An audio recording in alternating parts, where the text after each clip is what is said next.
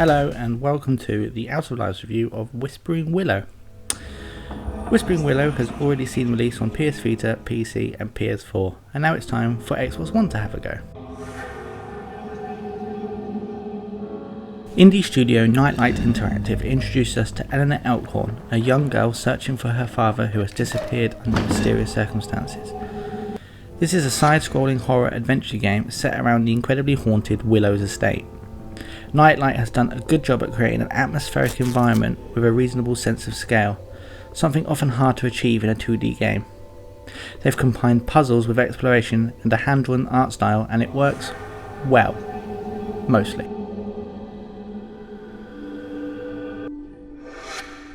The gameplay consists of walking left for a bit and then walking right for a bit. Sometimes you even get to go up and down some stairs. There's plenty of characters to interact with, and by characters I mean ghosts. Lots and lots of ghosts. It seems everyone who has ever resided at the mansion has been murdered. Fun times indeed. You see, the twist here is Eleanor can have an out-of-body experience and become a ghost herself. In her ghost form, Eleanor can see and communicate with the dead and solve the incredibly simplistic puzzles. This game will not leave you scratching your head wondering what to do, as the puzzles barely earn that title. It usually revolves around Ghost Eleanor carrying a key to not so Ghost Eleanor. There are some frustrating moments in the game, however, and they dampened my opinions greatly. Have you ever tried to navigate a hedge maze in side-scrolling 2D? Because I have, and I did not enjoy it. It was made worse by the fact that there is a longer than comfortable save screen every time I entered a new area, which is all the damn time. Walk left 4 steps, save screen. Walk left 4 steps, save screen. Again and again and again and again. It breaks immersion and makes the backtracking unbearable. And boy, there is plenty of backtracking to be done. The game's saving grace is its story. Whispering Willows is a mystery game at heart, with Eleanor desperately searching for her father. Its story is told by the ghostly apparitions drip feeding you the backstory through conversations, and the rest is filled in by the notes you can find.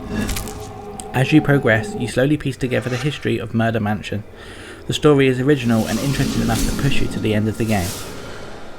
The brilliantly haunting soundtrack and creepy audio effects does little to create fear, and this is possibly due to the art style.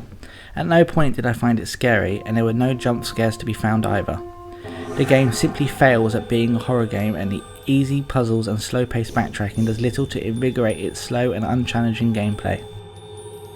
I wanted to like this game, but if it was any longer than the 2.5 hours it took me to finish it, I doubt it would have held my interest.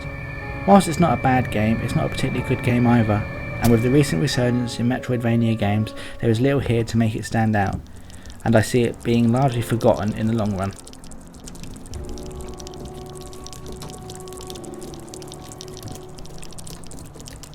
For more reviews, news and general tomfoolery, stick with Out of Lives on Facebook, YouTube and everything else in these links that you can see in front of you now. Just click them, and subscribe.